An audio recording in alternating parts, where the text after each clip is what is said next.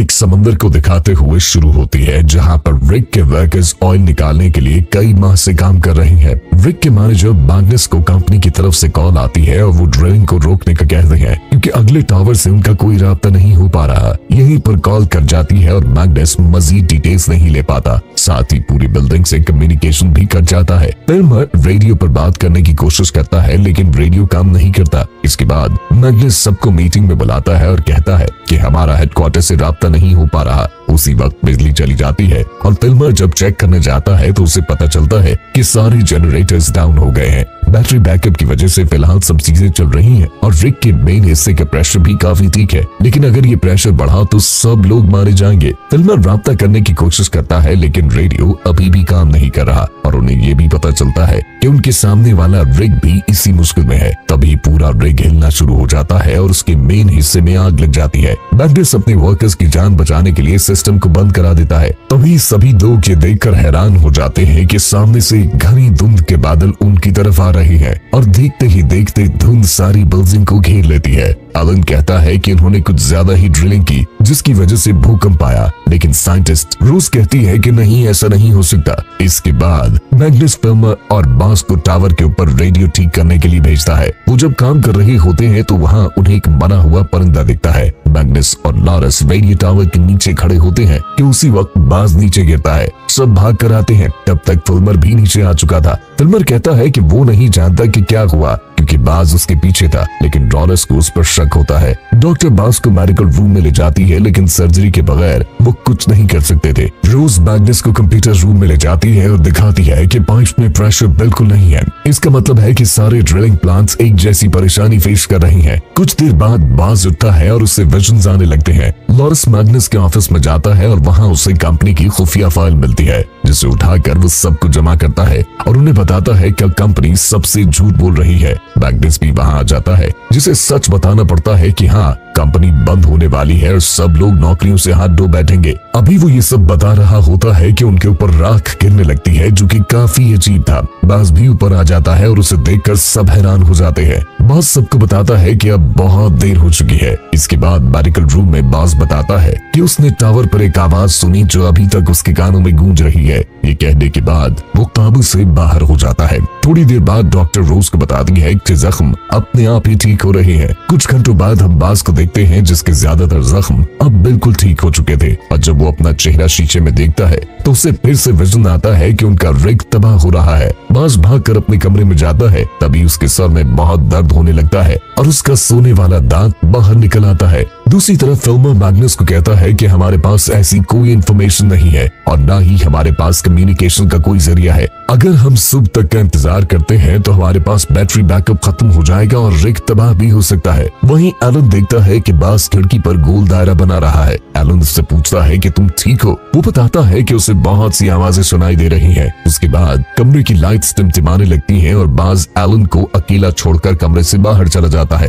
Hunter एक room में जाता है और वहाँ से शराब की एक बोतल चोरी उठाकर पीने लगता है। इसके बाद वो नहाने जाता है। इसी वक्त उसके जिस्म में दर्द होने लगता है और उसके टैटू की स्याही उसकी जल्द से बाहर निकलने लगती है। जब हीटर वहाँ जाती है तो हंटर उस वक्त मर चुका था। साइंटिस्ट उसे चेक करने आती है लेकिन वो समझ नहीं पाती कि ये कैसे मरा। लेकिन जब एक वर्कर उसे बास के सोने का दांत दिखाता है तो उसे समझ लग जाती है कि उनकी जिस्म से सारी फालतू चीजें बाहर निकल रही है।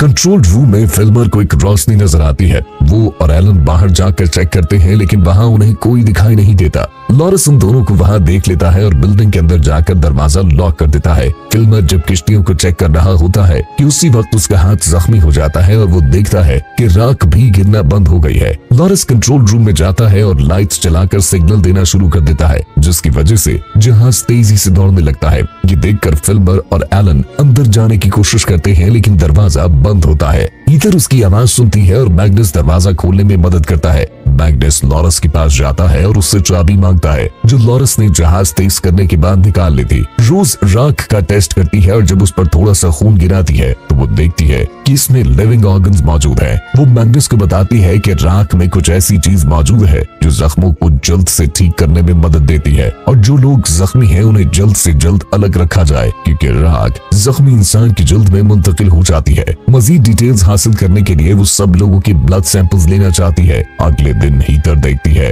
कि धुंध आहिस्ता आहिस्ता खत्म हो रही है और सामने वाला रिग मुकम्मल तौर पर तबाह हो चुका है। फिल्मर बॉस को एक रूम में कुछ अजीब सा करते हुए देखता है। वो उसके पास जाकर उसे रिलैक्स होने का कहता है, लेकिन वो अपना ब्लड सैंपल साथ लेकर वहाँ से भाग जाता है। इसके बाद मैग्नस केट को हर शख्स की जांच करने का कहता है। फिल्मर भी जख्मी था, इसीलिए उसे एक अलहदा कमरे में रखा जाता है। मैग्नस एक मीटिंग बुलाता है और कहता है कि अब राख और धुंध खत्म हो गई है। वो चाहता है कि आधी टीम रिग को अच्छी तरह से चेक करे और बाकी आधी टीम बॉस को तलाश करे। बाहर बॉस को दिखाया जाता है जो अपना ब्लड सैंपल समंदर में फेंक देता है, क्योंकि अब वो बिल्कुल ठीक हो चुका था। वो टेस्ट करने के लिए पानी को छूता है और उसमें लिविंग ऑर्गेनिजम्स छोड़ देता है। और जब वो देखता है कि जेम्स उसे ढूंढते हुए आ रहा है तो वो छुप जाता है। जेम्स जब पानी की टैंकी को देखता है तो हेल्प के लिए बाकियों को पुकारता है, लेकिन बॉस उस पर हमला करके वहाँ से भाग जाता है। दूसरी तरफ फिल्मर बिजली चालू करने में कामयाब हो जाता है और टीम को पता चलता है कि मेन हिस्से की आग बुझ चुकी है और उसे ऑन करना बहुत ही खतरनाक है। किसी न किसी तरह उन्हें दोबारा आग जलाना होगी। फिल्मर ये खतरा मोल लेने का फैसला करता है। वो एक ट्रेन के ऊपर चढ़कर आग जलाने के लिए जाता है। मेन हिस्से के करीब जाकर वो फायर करता है और आग उसे घेर लेती है, जिसकी वजह से उसकी बैक जल जाती है। नीचे वाले हिस्से में बॉस को दोबारा विजन आने लगते हैं और वो इस नतीजे पर पहुंचता है कि उन्हें हमला रोकने के लिए रिग को बंद करना होगा। मैग्नस सबको कंट्रोल रूम में बुलाता है और बताता है कि पानी का प्रेशर बहुत ज्यादा है, क्योंकि बॉस ने कुएं के पाइप को खोल दिया है। अब वो एक कैमरा डिवाइस को पानी में भेजते हैं और देखते हैं कि जमीन पर एक होल बन गया है और ये सब ड्रिलिंग की वजह से हुआ। एक वर्कर पाइप के पास जाता है और उसे बंद कर देता है। ये सब देखकर बॉस को बहुत गुस्सा आता है, क्योंकि उसका सारा प्लान नाकाम हो गया था। वो कंप्यूटर से डायरेक्ट सिस्टम को बंद करने की कोशिश करता है, लेकिन अलार्म ऑन हो जाता है। अचानक ईस्टर के फोन पे एक मैसेज आता है, जिससे पता चलता है कि कम्युनिकेशन सिस्टम ठीक हो चुका है। मैग्नस हेडक्वार्टर से राब्ता करने की कोशिश करता है और फिल्मर गूगल पर सर्कल के बारे में सर्च करता है। उधर डॉक्टर अपनी बहन से वीडियो कॉल पे बात कर रही होती है। उसी वक्त शहर में धुंध छाने लगती है और जमीन पर रहने वाले लोगों की भी बिजली चली जाती है। इंटरनेट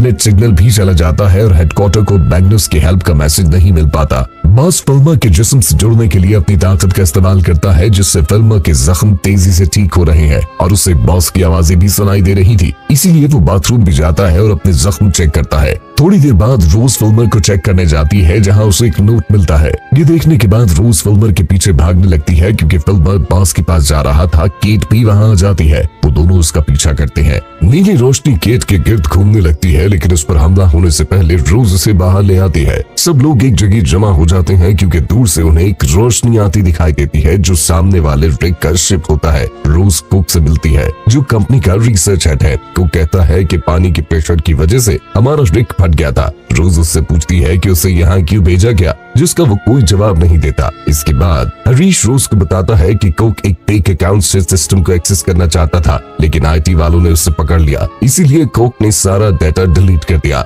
ईथर सिस्टम को चेक करती है और इन्हें एक अजीब नाम और ईमेल्स मिलते हैं, जिनमें कंपनी को बताया गया था कि यहाँ खौफनाक जानदार है, जिसका मतलब है कि कुक हमेशा से ये सब जानता था और कंपनी ने उसे जानबूझकर यहाँ भेजा। कुक बताता है कि उनके रिग में इन्फेक्टेड लोगों ने पानी का पाइप फोड़ा, जिस वजह से धमाका हुआ। इसीलिए वो नीचे मेन हिस्से में एक टीम भेजना चाहता है, लेकिन मैग्नस ऐसा करने से मना कर देता है। आखिरकार फिल्मर बॉस और जेम्स को ज्वाइन कर लेता है। बॉस के सब कुछ समझाने के बाद वो काम करना शुरू करता है। दूसरी तरफ डेन और लॉरेंस कुक से मिलते हैं और कुक बताता है कि वो कार्बन डाइऑक्साइड को वेंटिलेशन सिस्टम में डालकर बॉस को रोक सकते हैं। तीनों इस मिशन में लग जाते हैं, लेकिन जैसे ही वो कार्बन डाइऑक्साइड को उठाते हैं तो डेन को शक हो जाता है कि लेबल के मुताबिक कार्बन डाइऑक्साइड में कुछ और भी मिला हुआ है। वो उसे उठाकर वेंटिलेशन शिफ्ट से जोड़ देते हैं। वो लोग यहाँ बॉस के दोस्त को देखते हैं, जिसकी हालत खराब थी, जिससे वो समझ जाते हैं कि कार्बन डाइऑक्साइड की वजह से वो मर रहा है और यही तो कुक का प्लान था। लॉरेंस वहाँ से भाग जाता है, लेकिन डेन वहीं फंस जाता है। फिल्मर वेंटिलेशन को बंद करने की कोशिश करता है, लेकिन वो और बॉस दोनों बेहोश हो जाते हैं। कंट्रोल रूम में केट देखती है कि कुक सारे दरवाजों को बंद कर रहा है और डेन वहीं फंस चुका है। डेन के मास्क में ऑक्सीजन खत्म हो जाती है और वो मर जाता है। मैग्नस वेंटिलेशन सिस्टम के दरवाजे खोलने की कोशिश करता है, लेकिन वो ऐसा नहीं कर पाता। इसलिए रोज नीचे जाने का फैसला करती है। अंदर जाकर वेंटिलेशन को बंद करती है और फिर फिल्मर को चेक करती है। मास्क पहनाने के बाद भी फिल्मर नहीं उठता, लेकिन अचानक उसका हाथ प्लान पर लगने से वो होश में आ जाता है। इसके बाद वो दोनों वहाँ से बाहर निकल आते हैं। हरीश मैग्नस को बताता है कि कोक ने पानी का प्रेशर बढ़ा दिया ताकि वो नीली रोशनी को खत्म कर सके। एक हेलीकॉप्टर हमें बचाने के लिए आया था, लेकिन वो भी तबाह हो गया और हम एक छोटी सी बोट पर सवार होकर यहाँ पहुँचे। इसके बाद मैग्नस कोक से इस बारे में बात करता है, जिस पर वो बताता है कि ये सब कंपनी की पॉलिसी थी। वो अपने कीमती तेल के ज़खायर खोना नहीं चाहते थे, वो सिर्फ ड्रिलिंग जारी रखना चाहते थे। इसलिए नीली रोशनी को खत्म करने के लिए मुझे यहाँ भेजा गया। अगर उन्होंने इस नीली रोशनी को अभी खत्म न किया तो ये पूरी दुनिया में फैल जाएगी। जिंदा रहने के लिए हमें हर एक इन्फेक्टेड शख्स को मारना होगा, लेकिन मैग्नस को लगता है कि इन्फेक्टेड लोगों को मारने से कुछ नहीं होगा। रिग में एक और ज़लज़ला आने लगता है और फिल्मर बॉस से जुड़ने के लिए एक छोटे से पौधे का इस्तेमाल करता है